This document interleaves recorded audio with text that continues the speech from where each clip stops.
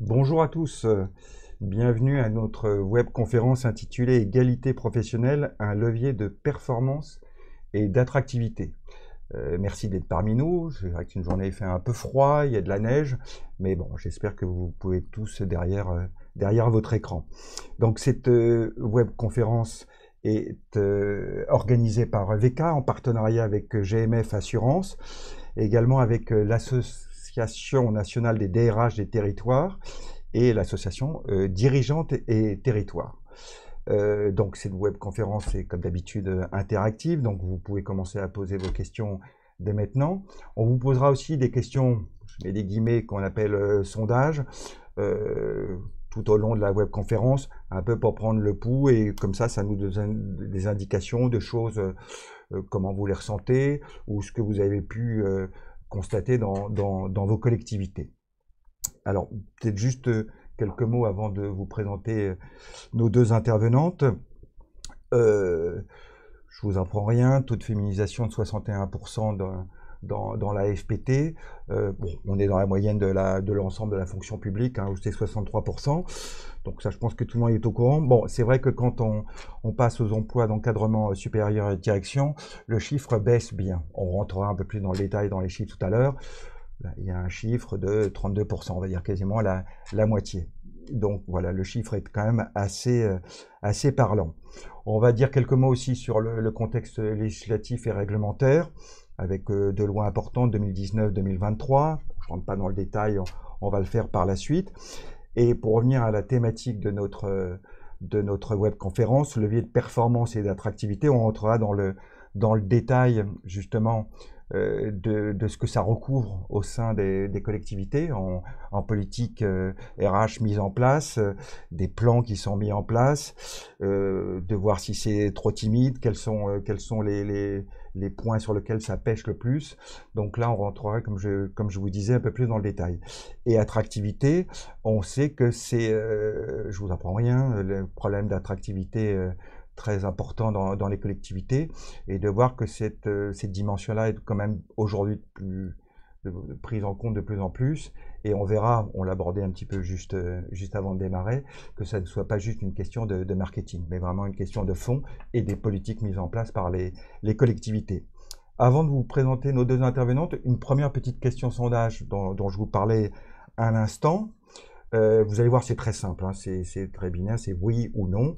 Donc cette première question est: la situation de l'égalité professionnelle s'est-elle améliorée aujourd'hui dans les collectivités? Donc au-delà de votre collectivité en tant que telle, votre jugement sur l'ensemble des collectivités. Donc oui ou non. Donc voilà, je pense qu'il n'y en a pas pour longtemps pour répondre. Et j'en profite pour vous présenter tout de suite nos intervenantes, que je remercie de leur présence. Tout d'abord, donc, Soraya Fontaine-Kessar, vous êtes directrice des partenariats, de l'innovation et des territoires au CNFPT, mais ce n'est pas à ce titre que vous intervenez, parce que vous avez beaucoup d'autres fonctions. Vous êtes membre du conseil d'administration de l'association Dirigeantes et Territoires, qui est partenaire de cette webconférence, et je vous remercie. Vous êtes aussi membre de l'exécutif du syndicat national des DG des collectivités, et également de l'Accordé. Donc, c'est moins l'objet aujourd'hui, peut-être qu'on en dira un mot. Donc très investi dans le secteur des associations professionnelles de collectivités. Aurélia de Ports-en-Parc, vous êtes DGA Relations humaines, innovation et digitale à la ville et la métropole d'Orléans, et vous êtes également présidente de l'Association nationale des DRH des territoires, également partenaire, et je vous remercie de ce partenariat. Donc je pense qu'on a les chiffres, situation de l'égalité professionnelle s'est-elle améliorée? Oui, 75%, non, 25%. Donc, je vais vous demander tout de suite une petite réaction, parce que je vous avouerai, c'est toujours intéressant de poser des questions, parce que moi, je n'aurais pas cru à un chiffre aussi important de oui. J'étais même pas convaincu qu'il soit majoritaire, je vous avouerai. Soraya Fontaine-Kessar, peut-être une réaction vraiment en quelques mots. Bah déjà, bonjour à toutes et à tous, et puis merci pour cette invitation. C'est bien, on commence par de l'optimisme. Moi, je suis assez convaincue aussi que la situation s'est améliorée. Alors, au moins pour trois raisons. D'abord, les chiffres. Alors, les chiffres, ça permet d'objectiver les choses. Je vais en citer deux, et puis on y reviendra ensuite. Après, oui. Mais bon, au moins deux données qui me semblent importantes. Donc, Entre 2013 et aujourd'hui, on est passé de 28 à 34% de femmes sur les postes de dirigeants. Alors sur le stock, on discutera tout à l'heure de la question du stock et du flux. Et deuxième donnée, puisque l'égalité professionnelle, c'est pas seulement la mixité et la parité, c'est aussi les écarts de rémunération.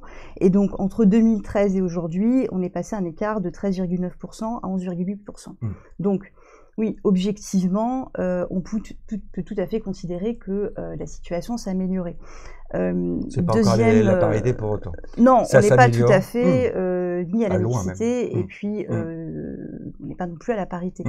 Deuxième argument, c'est aussi, on va dire, la multitude d'outils dans le management des collectivités. On a vu fleurir l'utilisation des labels égalité, les budgets genrés, une évaluation des politiques publiques aussi genrées, beaucoup de débats l'année passée sur des dispositifs qui visent à l'équilibre vie personnelle, vie professionnelle. On peut parler notamment du congé menstruel qui a été mis en place, qui est expérimenté en tout cas dans certaines collectivités. Et un troisième point que j'évoquerai, qui pas forcément perceptible par tout le monde, mais je dirais simplement la place du sujet dans le débat public local. L'année passée, on a eu le renouvellement de certaines instances. Donc, on a parlé de présidence, de coprésidence, des feuilles de route, égalité dans l'ensemble, enfin quasiment toutes les associations représentatives. Et puis, ce que j'ai aussi noté, c'est des réactions de plus en plus importantes. On assiste à une conférence et donc on a comment dire, des intervenants, enfin pas de mixité ou de parité dans les intervenants, et les gens réagissent. Et ça, je pense que c'est intéressant parce qu'on touche au changement culturel. Oui. Parce qu'avant, on le disait après. Exactement. Et aujourd'hui, on le dit, et même de façon parfois un peu véhémente. Exactement. Donc, en termes aussi d'acceptabilité sociale, on touche à quelque chose et je pense que c'est vraiment des indicateurs de progrès.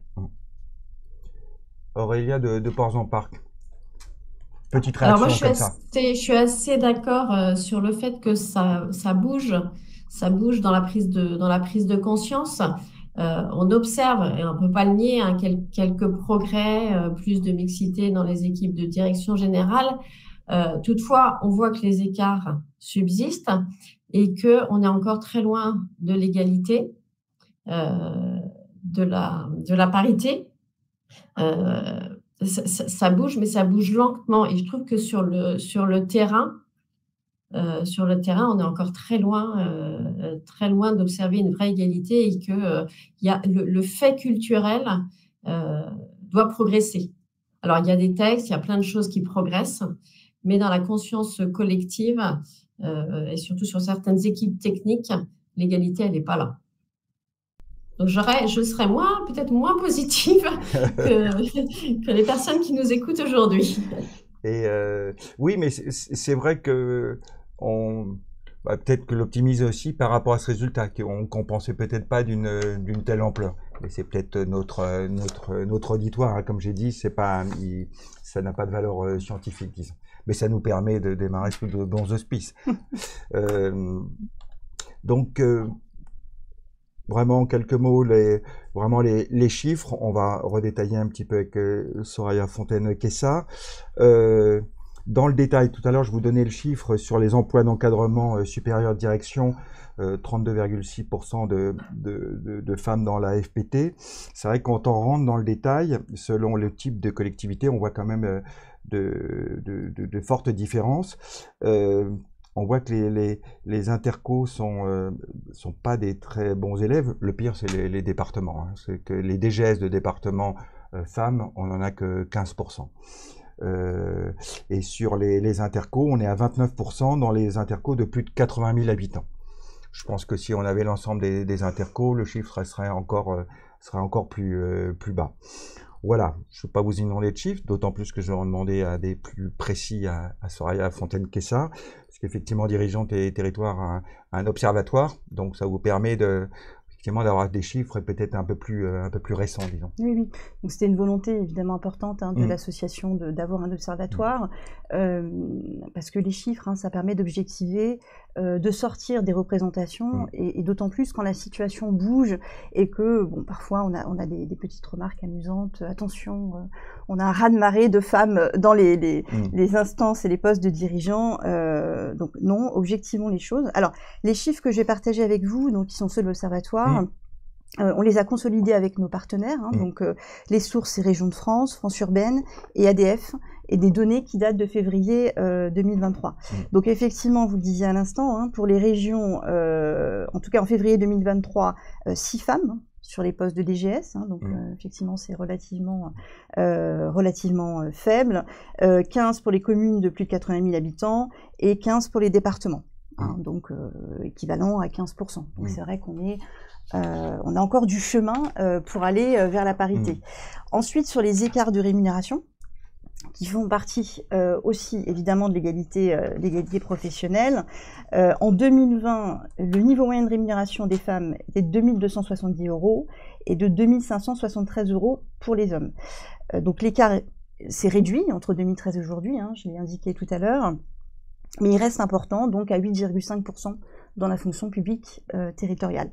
Alors peut-être, derrière les chiffres, ce qui est important de retenir, c'est que plus on monte dans la hiérarchie, entre guillemets, plus l'écart est important. Donc c'est le fameux plafond de verre, et c'est aussi pourquoi Dirigeantes et Territoires axe son action sur les postes dirigeants, et aussi parce que c'est les dirigeants qui impulsent les dynamiques managériales, les outils RH qui vont permettre concrètement de faire bouger les choses. Donc on a vraiment intérêt à la fois à convaincre et aussi à favoriser la diversité.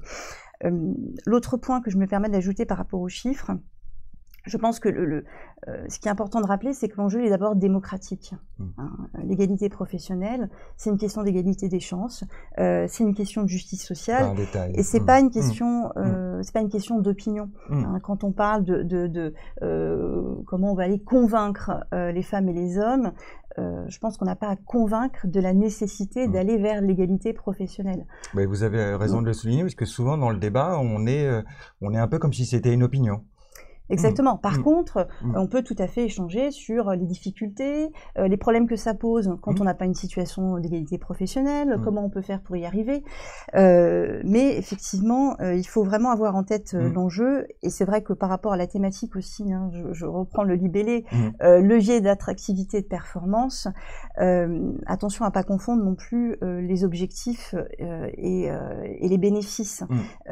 Parce que c'est un enjeu démocratique, il ne faut pas que l'égalité professionnelle soit aussi un peu brandie comme l'argument qui va venir convaincre les potentiels réfractaires. On doit aller vers l'égalité professionnelle, et dès lors qu'on a une démarche ambitieuse, oui, les bénéfices, ça peut être l'attractivité, la performance, comme d'autres sujets. Mais n'inversons pas les enjeux et les impacts. C'est une conséquence, et il faut le mettre dans le bon ordre. Exactement, parce que si, je me permets d'être un peu caricatural, mais c'est pour que ça soit bien compris. Mais ça aide, parce que souvent le débat peut être caricatural. Si on pousse cette logique, on peut se dire que potentiellement demain, on n'a plus de problème ni d'attractivité ni de performance. L'égalité professionnelle n'est plus tellement un enjeu.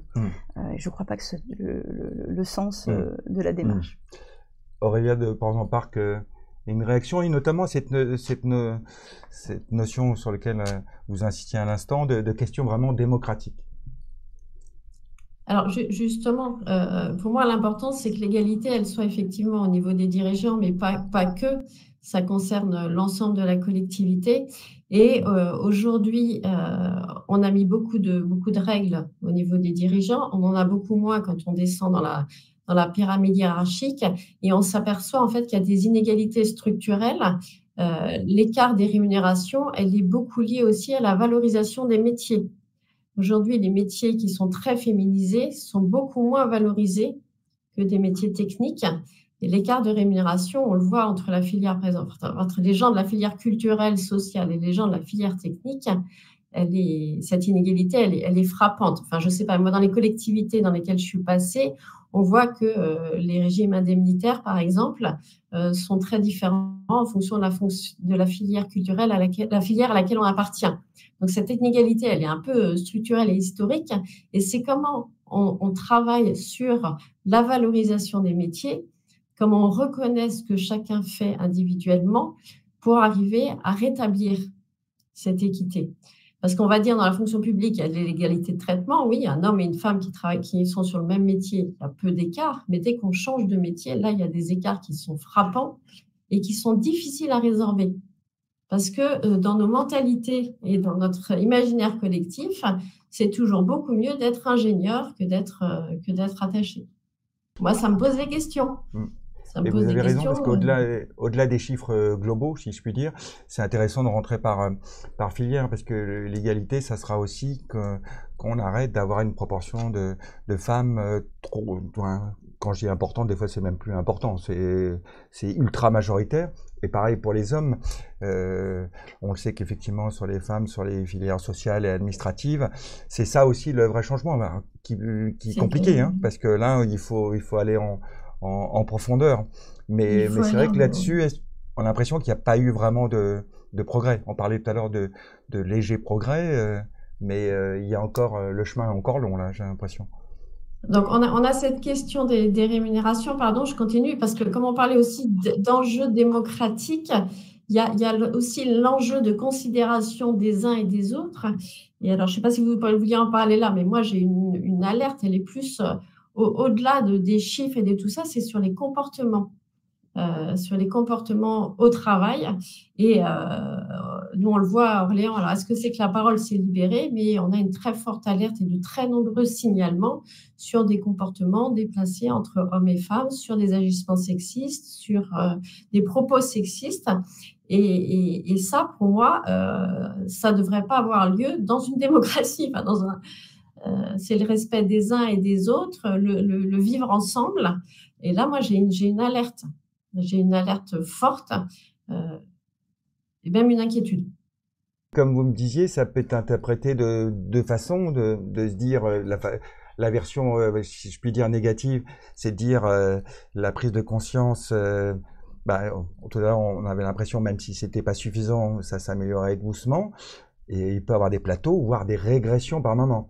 Version positive, de dire aujourd'hui, il n'y a plus de débat, on parle ouvertement de ces sujets-là.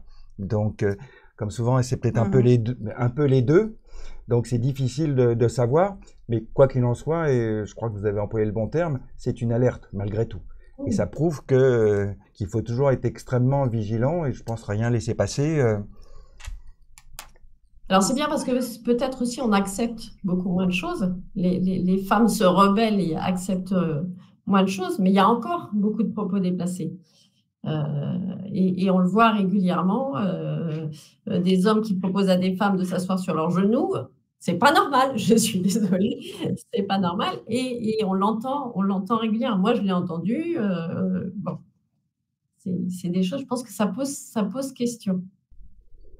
Et une petite réaction sur cette alerte, ça, vous le ressentez aussi? De toute façon, c'est toujours vous-même, vous me disiez, alors c'était pas tout à fait sur la même chose, mais que ces derniers temps, vous pouviez avoir aussi des signaux de se dire, est-ce que phase un peu de régression, mais avec cette même interprétation, se dire aussi, c'est parce que ça progresse qu'il y a des réactions. Donc, on peut avoir cette interprétation positive ou négative, voire les deux à la fois.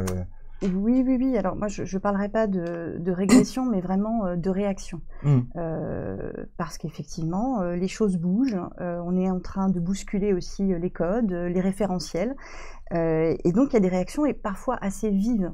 Si je prends des verbatims, qui sont parfois d'ailleurs assez drôles, attention, les femmes vont prendre le pouvoir, on a le sentiment que on a une vague de femmes dirigeantes qui sont en train de pousser un tsunami, mais un tsunami c'est le bon mot. Et donc moi je pense que c'est vraiment en réaction et quelque part je pense que c'est assez normal parce que quand on aborde ce sujet de l'égalité professionnelle, ça touche aussi à l'intime. On ne peut pas décorréler ce sujet de ce qui va se passer dans le foyer et peut-être pour le dire autrement, de ce qui se passe ou pas dans le foyer et qui permet ou pas que l'égalité professionnelle puisse être exercée. Et je crois que c'est pour ça que les réactions et les propos sont parfois assez violents. Ou, on en a plusieurs fois dit, je trouve que ce que vous faites est agressif. hein, je reprends les verbatims, c'est violent. Bon, Vous parlez de dirigeantes et territoires, là. Pas forcément de manière générale, on va dire dans des temps de rencontre entre agents publics territoriaux. On va avoir un intervenant va s'exprimer sur le sujet et on sent des réactions. Et je pense que pas que d'hommes. Et pas que, alors, de femmes et d'hommes, exactement, de femmes et d'hommes. Mais pour les mêmes raisons, enfin, encore une fois, on touche à l'intime, on touche au vécu. Pour les femmes, en tout cas pour une partie des femmes, je crois aussi qu'on touche, pour certaines, à la façon dont elles ont accédé au poste de dirigeante. Alors, dans des moments, pour certaines, où on n'avait pas une logique de quota, le contexte était plus difficile, on parlait beaucoup moins de ces sujets. Et ce qui revient, c'est un peu, moi, j'y suis arrivée seule, donc démarche individuelle, et je me suis battue, donc avec l'idée qu'accéder à un poste de dirigeant, c'est quand même, il y a une idée de force, de combat. Aujourd'hui, on est dans un référentiel différent. Enfin, en tout cas, ce qu'on propose, c'est une démarche différente. C'est une démarche qui est collective, qui est collaborative, qui est systémique et qui se construit. Donc, c'est sûr que ça bouscule et on peut avoir du coup des temps d'échange pour expliquer pourquoi il y a nécessité de changer. En tout cas, quelles que soient les opinions, je pense qu'il faut vraiment être dans l'altérité. Donc, à l'écoute des opinions différentes, même si elles sont vives, et ensuite engager une démarche de dialogue. Quelques mots sur les textes, parce que je vois pas mal de questions qui commencent à tomber, donc on va peut-être un petit peu accélérer pour prendre vos questions. Donc, tout d'abord, les plans d'action relatifs à l'égalité professionnelle, qui sont obligatoires dans les collectivités depuis la loi de transformation de la fonction publique du 6 août 2019, obligatoires dans les collectivités et les intercos. C'est pareil, il y a un seuil, c'est plus de 20 000 habitants. Donc, on a un chiffre, alors, je ne sais pas s'il est sur l'année 2021 ou 2022, assez récent de la DGAFP, et qui nous dit que 49%, on va dire une collectivité sur deux, a mis en place ces plans d'action. Alors, si on prend le verre à moitié vide et à moitié plein, je demanderai une réaction d'ici peu. Autre texte, là beaucoup plus récent, qui est à l'origine une proposition de loi, qui est devenue la loi du 19 juillet 2023, qui vise à renforcer l'accès des femmes aux postes à responsabilité dans la fonction publique. Donc il y a un certain nombre de mesures, je fais un focus surtout sur deux, l'objectif de 50% de primo-nomination de femmes, et l'autre mesure importante, c'est la création d'index sur l'égalité professionnelle, avec une mise en application dans la FPT, même date pour la fonction publique hospitalière, assez rapide, parce que ça sera le fin septembre 2024. Donc tout de suite une réaction vous deux sur ces textes, si c'est des bonnes mesures et surtout si vous les trouvez suffisantes. Il y a, j'ai envie de dire aussi, il y a la symbolique de la loi aussi, c'est important, et il y a le fait aussi, ce qui dans les mesures que je vous ai citées, des fois il y a des choses avec des pénalités et des fois des choses sans pénalité. On sait que c'est important aussi, que des fois c'est un aiguillon aussi nécessaire. Ou Aurélie Porz-en-Parc. Bon, je peux commencer. Ces textes, ils sont essentiels. Ils sont essentiels parce qu'ils donnent un axe, ils donnent un sens, ils donnent un objectif un peu obligatoire pour tout le monde. Ils donnent un cadre, et notamment pour les équipes dirigeantes, pour moi, c'est primordial d'être exemplaire. Donc, si l'équipe dirigeante d'une collectivité ne prône pas l'égalité professionnelle, n'est pas mixte, c'est sûr que l'ensemble de la collectivité ne le sera pas. Donc, je pense que ces textes, ils sont essentiels. À mon avis, ils ne sont pas suffisants parce que, comme je le disais tout à l'heure, c'est bien d'avoir des textes, mais c'est un changement culturel qu'il faut faire, qu'il faut engager. On va dire que c'est une première pierre à l'édifice. Sur les plans égalité professionnelle qu'on a l'obligation de présenter lors du débat d'orientation budgétaire, ce sont un peu souvent malheureusement des vœux pieux. Ça nous oblige quand même à travailler sur le sujet, à formaliser quelque chose, et ça travaille à la prise de conscience. Vous voulez dire que si l'index Quand je dis qu'à peu près une collectivité sur 2 l'a mis en place, c'est pas pourtant que c'est suivi d'effets ou C'est pas toujours suivi des faits, parce que en fait, c'est un plan d'action, donc soit on met en place, soit on met pas en place, hein. Mais ça oblige quand même à mobiliser des équipes sur le sujet, à se dire qu'il faut y travailler et réfléchir à comment s'assurer de l'égalité professionnelle. À Orléans, par exemple, on a beaucoup travaillé sur comment alléger la charge mentale des uns et des autres pour que justement il puisse y avoir une égalité professionnelle, une égalité de responsabilisation tant pour les hommes que pour les femmes dans leur vie aussi privée. Donc ça nous permet de réfléchir à des actions. Par contre, si on les fait pas, comme il n'y a pas de sanctions, comme il n'y a pas grand-chose, bon, après ça dépend de la volonté des dirigeants, des managers de s'impliquer sur ce sujet-là. Sur les autres, sur l'index par exemple qui sera obligatoire, il faudra voir quel est l'effet. Ça va quand même demander beaucoup de travail encore au DRH. Et ça, je prends ma casquette présidente de la NDRH d'été. On n'en sort plus du RSU, de l'index. Mais je pense que c'est quand même important d'avoir des chiffres parce qu'il faut effectivement objectiver. Objectiver, bon, c'est pas suffisant, mais c'est nécessaire. Même si c'est du boulot à la clé, si je peux me permettre.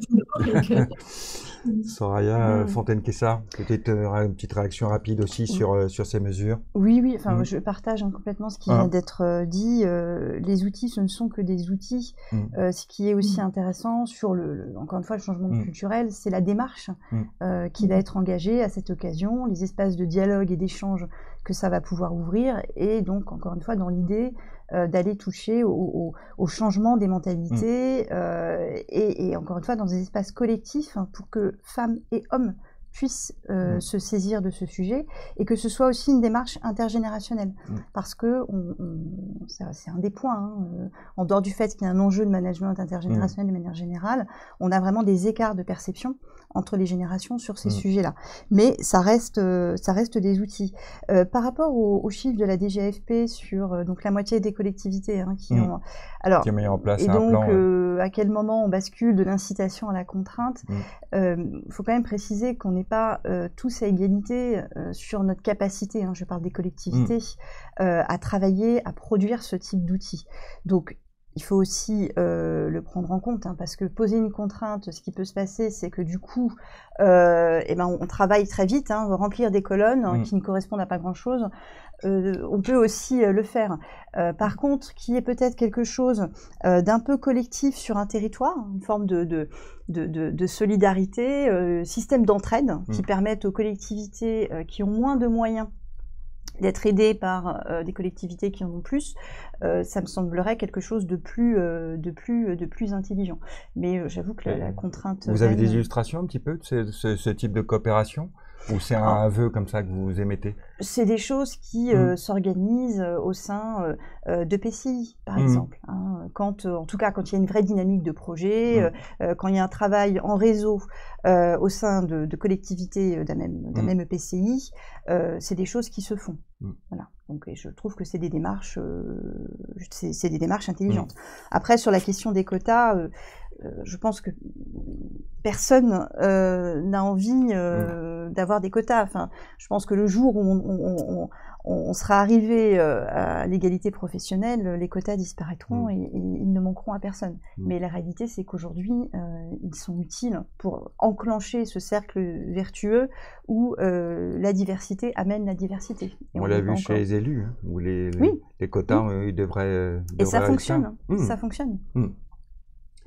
Donc peut-être déjà prendre quelques questions. Alors déjà une remarque où je vous suis totalement.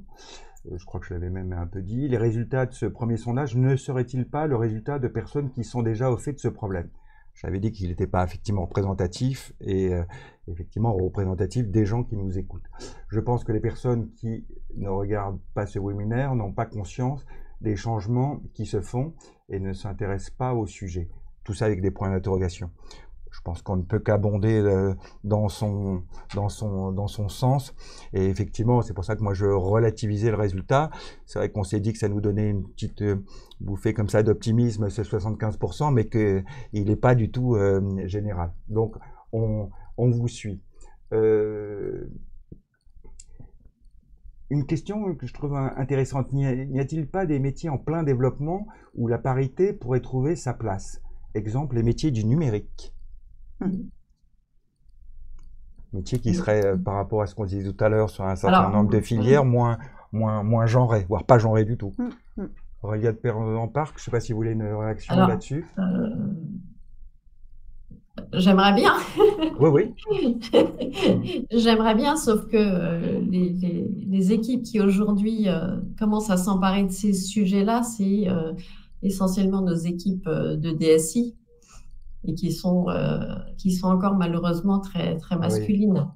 Oui. Donc, bon, ça change, hein, parce que même sur les ingénieurs, on commence à avoir de plus en plus de femmes, ça évolue. Mais pas trop dans le domaine informatique, donc pas trop dans le domaine numérique. Bon, ça viendra peut-être, hein, mais malheureusement, si on rentre sur cette voie un peu technique, ça reste très masculin. Alors, il y a peut-être des choses à inventer, c'est peut-être justement, comme ça va être de nouveaux métiers, c'est peut-être aujourd'hui qu'il faut poser les premières pierres et se dire, on commence à favoriser peut-être des profils féminins sur ces réflexions qui doivent être aussi des réflexions pas que techniques.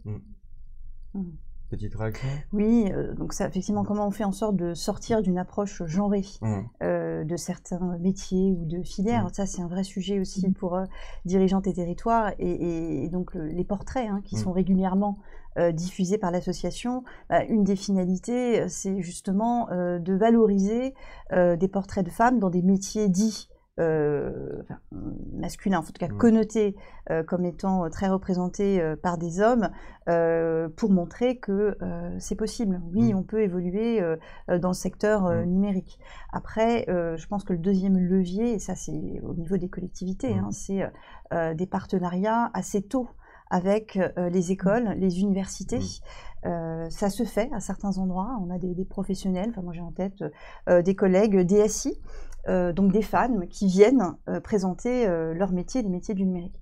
Et c'est aussi, je pense que c'est des expériences très intéressantes qui peuvent apporter des résultats. Travailler effectivement plus en amont et qu'on n'ait pas cette remarque qui est tellement fréquente de dire nous on veut bien mais ça n'existe, il n'y a pas le fameux vivier. Une question que je trouve très intéressante parce que dans les idées un peu, pas les idées, mais dans les constats qui peuvent être faits aussi, sur les rémunérations, on dit les temps partiels. Et question sur la rémunération dans la fonction publique, comment gommer le plus le facteur de prise de temps partiel dans la rémunération? Alors, c'est compliqué de répondre, mais au moins ça souligne cet aspect-là, disons. Là, on est aussi au cœur de la répartition. Alors, c'est l'égalité professionnelle, mais ça renvoie aussi à l'égalité au sein du foyer. Donc, comment on fait en sorte que les hommes aussi, potentiellement, prennent des temps partiels pour s'occuper des enfants. Enfin, que ce soit pas, comment dire, quelque chose de très... Ça, il faut le rappeler. Oui, tout à fait, tout à fait. Et encore, enfin, je donne aussi un chiffre qui a été communiqué. Les congés paternité, aujourd'hui, ne sont pas pris par tous les pères. Il y a à certains endroits... Ce que m'avait dit Aurélia de Perron-Parc, il y en a zéro, je crois, sur l'année 2023. Les congés parentaux, mais il n'y a pas de congés parentaux pris par les hommes. Alors, voilà. Donc révélateur. Bon, il y en a pas mal, mais j'ai peut-être juste quelle est la part de femmes DGS a-t-elle progressé? On vous a donné quelques chiffres. On n'a pas de chiffres globaux sur l'ensemble des DGS. C'est vrai que c'est souvent à partir d'une certaine strate. Votre question est, a-t-elle progressé? Oui, insuffisamment, oui. Ça c'est sûr. Mais la question était plus globale. C'est le chiffre que j'avais donné tout à l'heure de 32,6. Oui, c'est ça. Ouais. Donc, à comparer à avant, je reconnais que j'ai pas le chiffre, il est meilleur qu'avant parce que ça devait être beaucoup plus bas. Donc, il y a progression, mais ça lente n'est pas suffisant. et pas suffisante. Parce que l'idée, c'est quand même l'égalité, c'est la parité, c'est 50-50, disons, si je puis dire. Alors, une autre question au sondage qui sur une thématique qu'on va aborder dans la séquence à présent, genre de forme de teasing, si je puis dire, des actions de sensibilisation, voire de formation sur l'égalité existent-elles dans votre collectivité? Donc, oui ou non, je vous laisse répondre. Maintenant, sur l'aspect levier de performance, c'est vrai qu'on l'a quand même déjà abordé par un certain nombre de points, mais on va rentrer un peu plus dans le détail.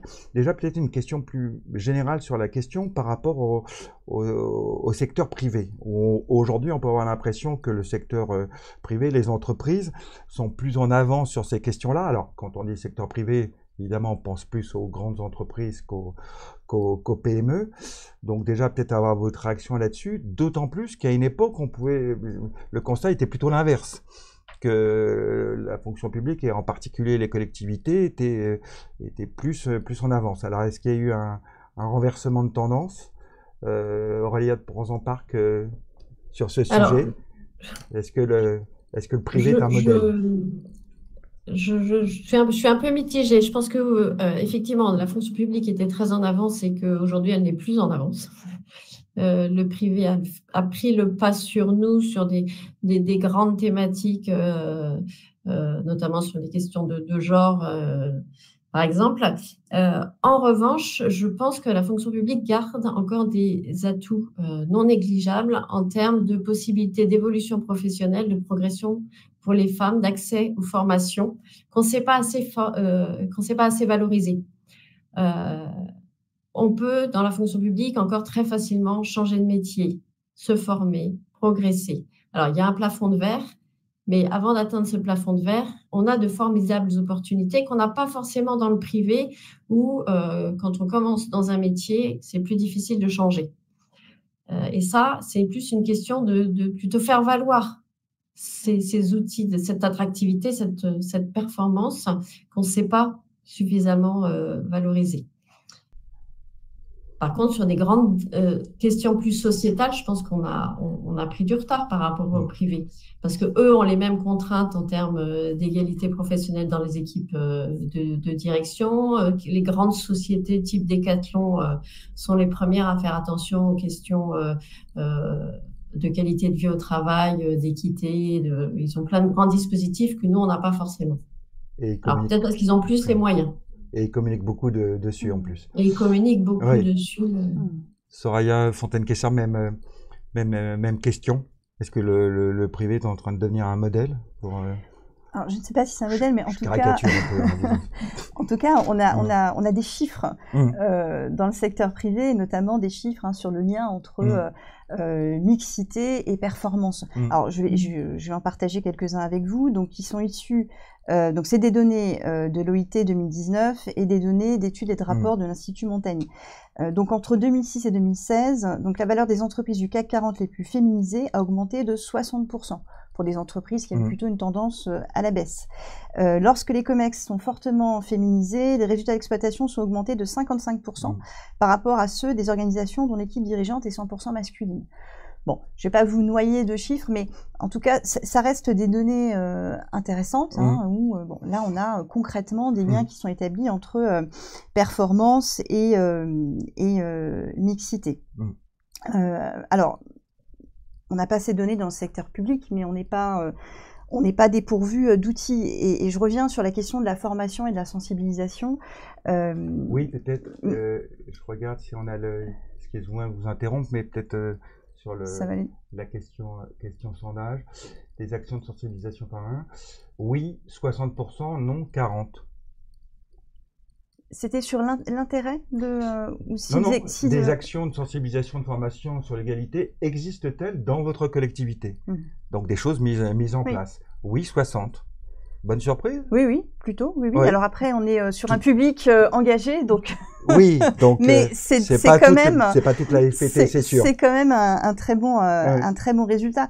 Et ça, c'est vraiment un levier important. Et je partage des retours que j'ai eus de collègues hommes qui se sont inscrits un peu par hasard à des formations, des actions de sensibilisation, sans être, ils n'étaient pas réfractaires à l'idée de déployer des démarches égalité ambitieuses, mais en fait, ils n'avaient pas pris conscience à la fois de la situation des femmes en contexte professionnel, et notamment tout ce qu'on peut vivre quand on parle de sexisme ordinaire, parce que c'est, je pense, un des gros points durs. Et du coup, en sortant de ces formations, ça a été, on nous a mis, entre guillemets, dans la peau d'une femme en situation professionnelle, et donc à partir de là, ça les a vraiment engagés à aller plus loin. Mais ce que je veux dire en résumé, exactement. C'est un peu, ça peut paraître péjoratif, un peu le marais de gens qui sont qui ont rien contre, mais qui se posent pas non plus forcément la question. Donc cette expérience un peu vie ma vie est intéressante. Voilà, parce que je pense que globalement, il y a plus de non-prise de conscience, non-connaissance, que d'opposition ferme. Donc oui, formation, sensibilisation, excessivement important. Et même d'aller peut-être même jusqu'à les rendre obligatoires. Ça serait idéal. C'est peut-être l'action qui manque dans les propositions qui ont été faites dans la loi de 2023. Auréole Portzamparc, sur ce sujet, peut-être déjà une réaction à notre sondage, même si c'est pareil, peut-être que c'est dû à la spécificité des gens qui nous suivent aujourd'hui, plus avant-gardistes, j'ai envie de dire, mais sur la question en général, sur cette importance de la formation, ou j'ai envie de dire la sensibilisation quand c'est peut-être un peu moins poussé, mais qu'il y ait des démarches de ce type-là et sur leur utilité. Alors pour moi, c'est essentiel parce que ça concourt très fortement à la prise de conscience. Orléans, c'est un de nos axes de notre plan égalité femmes-hommes, avec par contre un petit bémol. Ceux qui sont déjà sensibilisés sur le sujet participent beaucoup à nos actions de communication. Par exemple, récemment, on a fait un théâtre forum. C'était très intéressant. C'était justement des comédiens qui prenaient la place de femmes et montraient les difficultés qu'elles pouvaient rencontrer au quotidien et les inégalités de traitement. Donc ça a bien marché parce qu'on avait des agents volontaires qui sont venus, qui se sont inscrits. Ça a été plébiscité. Ça a très bien marché. En revanche, quand on s'adresse à un public qui est un peu plus réfractaire au sujet, on a fait par exemple une exposition sur les violences faites aux femmes avec, c'est vrai, des affiches un petit peu difficiles, des images de femmes battues avec un peu de sang, un peu des blessures. Et là, on a eu des réactions très vives et parfois très négatives, et même de femmes qui ont mal réagi et qui se sont senties presque agressées.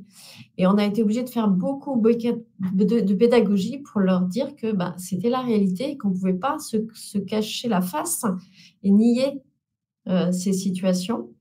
Alors, ce qui était étonnant, c'est que certaines personnes ont dit être outragées alors qu'on était sur une semaine nationale des violences faites aux femmes, donc il y avait de la communication partout sur tous les médias, mais qu'elles retrouvent ces images au travail.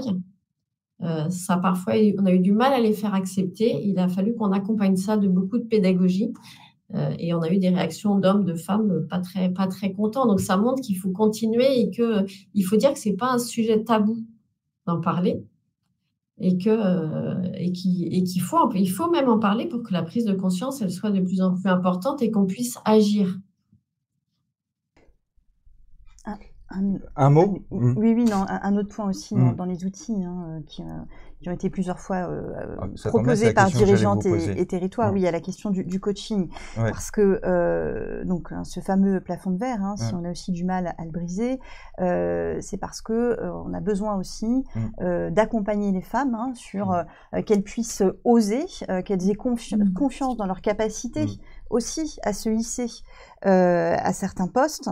Et donc là, c'est dans les outils, en tout cas, le travail important de Dirigeantes et Territoires, notamment de valoriser, de développer la démarche réseau, qui est très récente pour les femmes, hein, la démarche réseau, la sororité, c'est des choses qu'on apprend, la relation d'entraide, donc ça va être avec l'organisation d'événements, des rencontres territoriales, parce que le réseau, on sait que le fait d'accéder à un réseau ou pas est un élément discriminant sur l'accès à l'information et donc aussi l'accès au poste. Donc ça, c'est un des constats qui sont important. faits que les femmes réseautent beaucoup moins que les hommes. Tout à fait, mais c'est vrai sur les questions d'égalité, mais c'est aussi vrai sur les questions de diversité. Hein, les classes, comment dire, les étudiants qui sont le plus éloignés de la formation, bon, c'est observé, ont moins de chances d'accéder aux études les plus ambitieuses, entre guillemets. Autre point développé par l'association, il y a aussi le marrainage, et là encore une fois, hein, dans l'idée de donner confiance, donc on a une marraine qui va, à travers son expérience, hein, venir inspirer une filleule, l'aider à prendre confiance en elle. Donc, il y a aussi cet aspect, effectivement, il y a la formation et la sensibilisation de ceux qui ne sont pas convaincus ou qui ont peu conscience du sujet, mais il y a aussi l'accompagnement des femmes pour qu'elles puissent oser.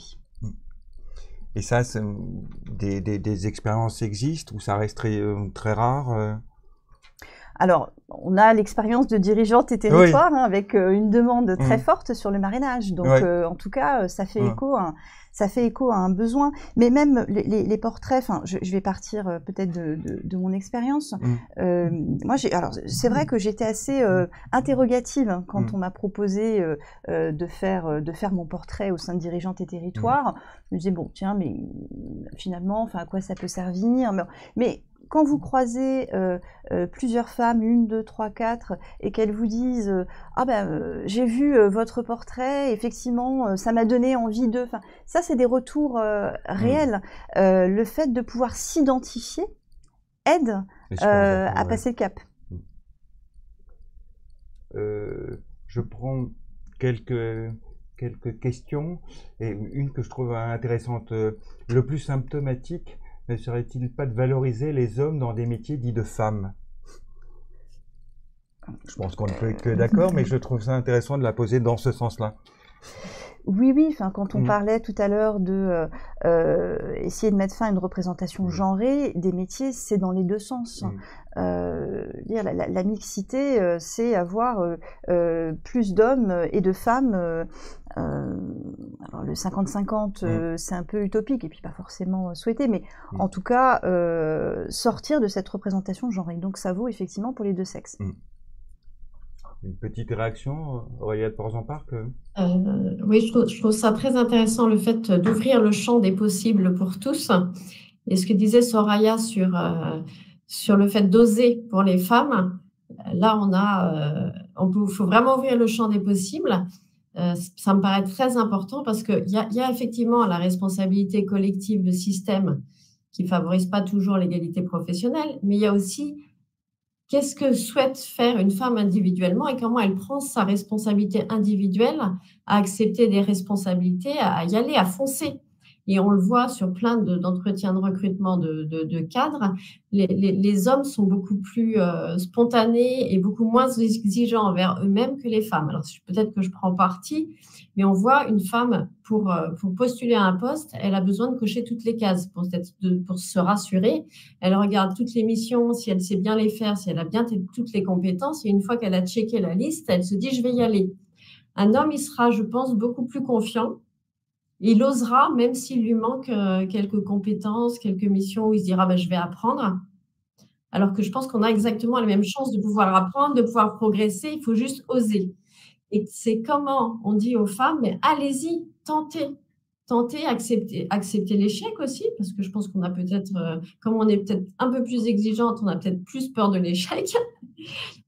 Et c'est comment on ose. Et la question du marrainage, je la trouve assez intéressante.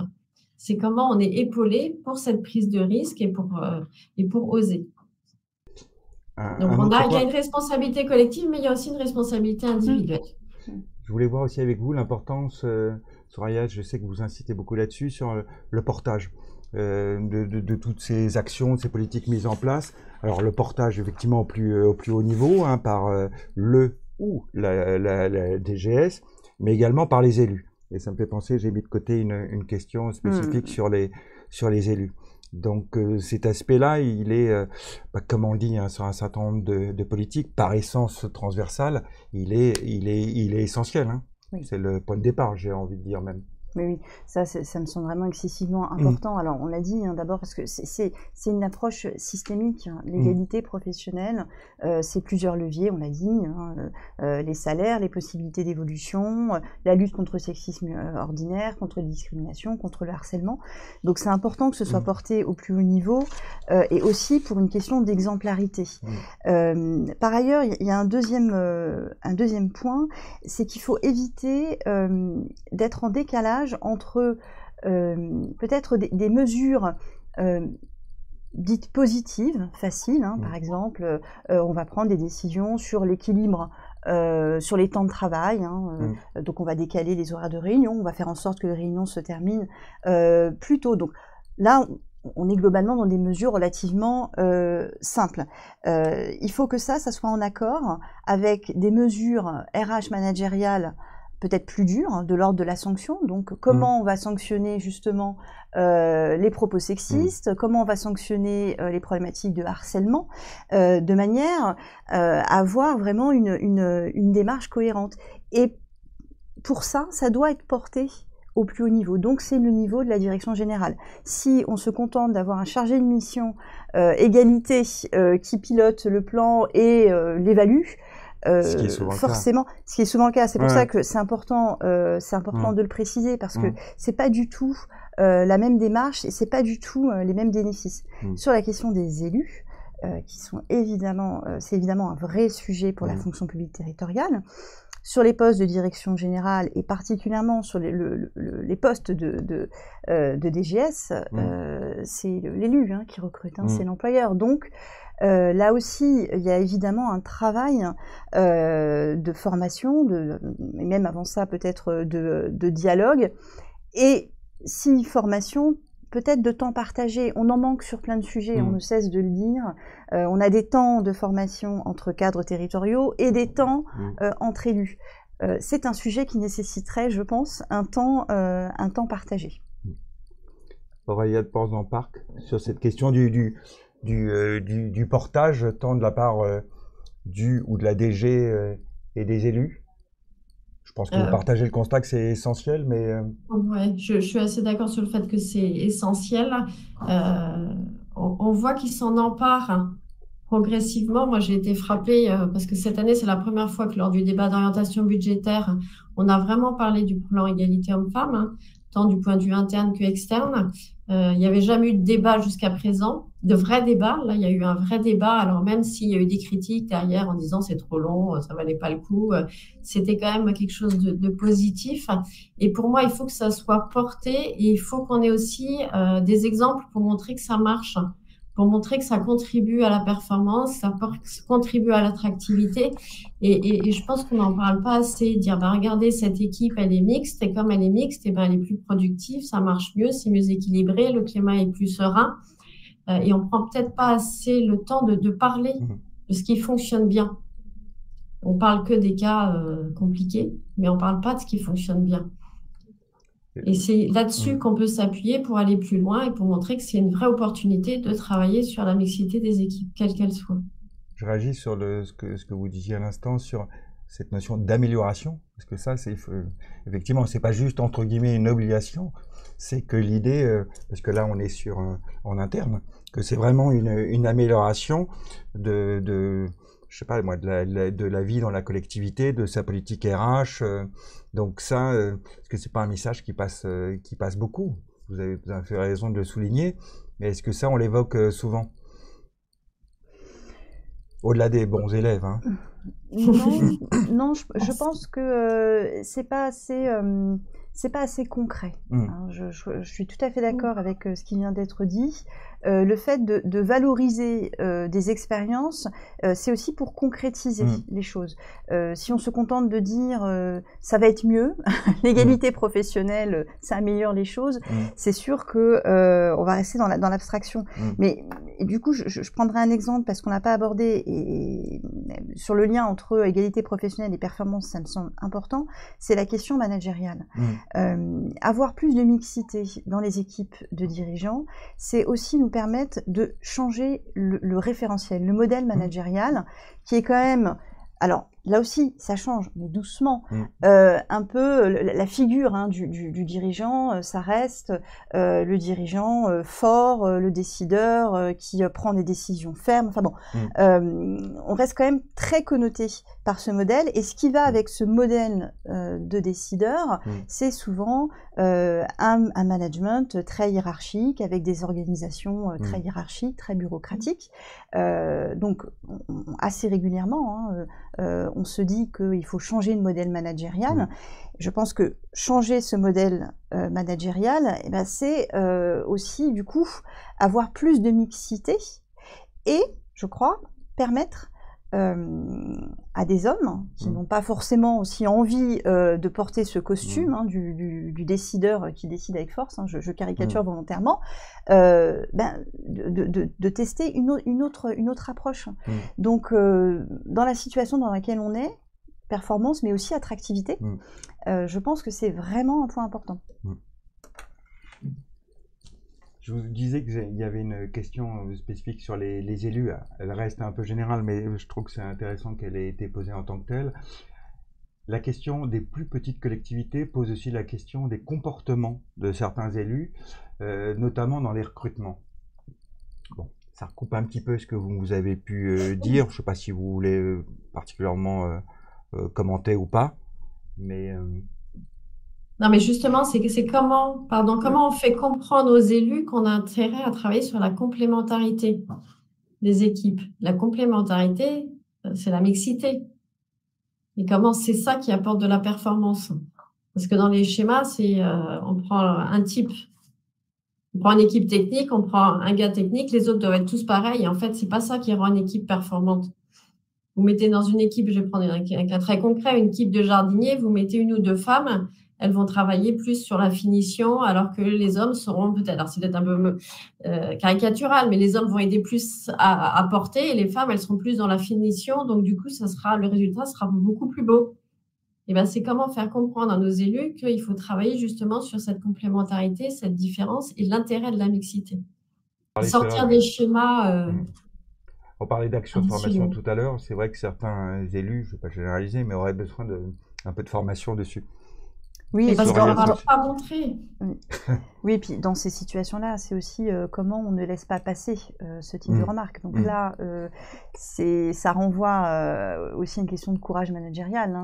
Dans l'exemple qui est donné, un élu à ce type de propos devant un membre de la direction générale, c'est aussi aux membres de la direction générale présents de ne pas laisser passer ce type de propos. C'est pas simple, mais c'est ce qui fait aussi évoluer les choses. Le temps avance vite, on s'approche de la fin. Attractivité, c'était vraiment un peu la dernière partie. On l'a déjà pas mal abordé parce qu'en plus les choses sont pas distinctes, effectivement. Mais peut-être plus rentrer un peu dans le détail de certains points, de voir l'importance de ces politiques mises en place. Alors, l'image qu'on a souvent, c'est de se dire c'est particulièrement important pour les nouvelles générations. Alors, ce n'est pas que ça, c'est sûr, mais on voit qu'aujourd'hui, on parle des problèmes assez importants pour les collectivités de recruter, et on voit que ce type de politique, pour des plus jeunes générations, c'est essentiel. C'est pas un plus, c'est essentiel. Oui. C'est un critère de recrutement. Alors c'est particulièrement fort dans le secteur privé, et c'est pour ça que les gros groupes ont vraiment développé des approches marketing assez ambitieuses pour attirer les jeunes diplômés. Mais c'est vrai aussi dans le secteur public. Donc les générations qui arrivent, s'attendent à avoir une politique ambitieuse en matière d'égalité professionnelle. Maintenant, attention, attirer c'est une chose, fidéliser c'en est une autre. Bien sûr. Et c'est là où le bas blesse parfois, parce que on peut présenter une vitrine très séduisante, entre guillemets, si et ensuite après, l'effet déceptif, on arrive dans des organisations, dans des systèmes qui sont complètement en décalage, là forcément on n'atteint pas l'objectif. Aurélia de Porzampar, vous me disiez la même chose. Est-ce que vous m'entendez ou pas? Non, on a un petit problème parce qu'effectivement, quand on avait préparé cette émission, elle me faisait le même constat, ce risque effectivement plus qu'un risque d'effet déceptif, parce qu'elle me disait qu'effectivement, plus une fois, des femmes ne restaient pas dans la collectivité, parce que notamment dans les choses mises en avant, c'était sur la qualité de vie au travail, et qu'effectivement, c'était une belle façade, mais sans réalité concrète derrière. Effectivement on revenait un peu sur les idées reçues, un peu les clichés qu'on peut entendre, de se dire nous on n'a rien contre le fait de recruter des femmes, mais il n'y a pas de vivier, ce fameux mot de vivier. Alors comment vous avez déjà commencé à réagir tout à l'heure dessus, et de se dire aussi c'est aussi en interne aussi à le prévoir aussi. De dire que des recrutements, évidemment, très souvent ils se font en externe, mais ils se font aussi en interne, et ça se prépare aussi. Oui, tout à fait. Oui, c'est un argument qui est souvent objecté. Hein. On l'a beaucoup entendu lors des débats à l'Assemblée nationale ou au Sénat concernant la loi du mois de juillet. Quand on regarde les résultats de concours, il y a autant d'hommes que de femmes. Donc le vivier existe. Donc il y a effectivement ce que vous dites, hein, dynamiser la politique managériale interne, mais il y a aussi diversifier les jurys de concours. Hein, c'est une proposition qui a été émise plusieurs fois par Dirigeantes et Territoires, avoir des jurys de recrutement qui soient mixtes, parce que ça aussi on le sait. On a tendance à recruter des personnes qui nous ressemblent. Donc, si on veut se donner les meilleures chances d'avoir de la mixité dans nos équipes, ça commence aussi par la mixité de nos jurys de recrutement. Voilà. Et effectivement, notamment quand c'est un DGS, c'est très souvent un homme qui va recruter. Voilà. On arrive, parce qu'on a encore plein de choses à dire, à la fin, donc je suis désolé, il va falloir que ça s'arrête. On a encore pas mal de questions que je n'ai pas pu prendre. Ça veut dire qu'il faut qu'on refasse une émission sur le sujet. Hein. C'est qu'une première étape, donc je vous donne rendez-vous prochainement. Donc un grand merci à tous qui nous avaient suivis. Grand merci aussi à nos deux intervenants. On a eu un petit problème technique avec Aurélia de Porzampar. Alors je ne sais pas, c'est peut-être la neige, il y a eu peut-être qui est tombée d'un coup. Quoi qu'il en soit, même si elle ne m'entend pas, je la remercie. Je remercie le partenariat avec l'association des DRH des territoires. Soraya Fontaine-Kessler, grand merci à vous. Merci d'avoir bravé le froid et d'être venu nous retrouver sur ce studio. Et merci à Dirigeantes et Territoires. Merci à tous et à très bientôt.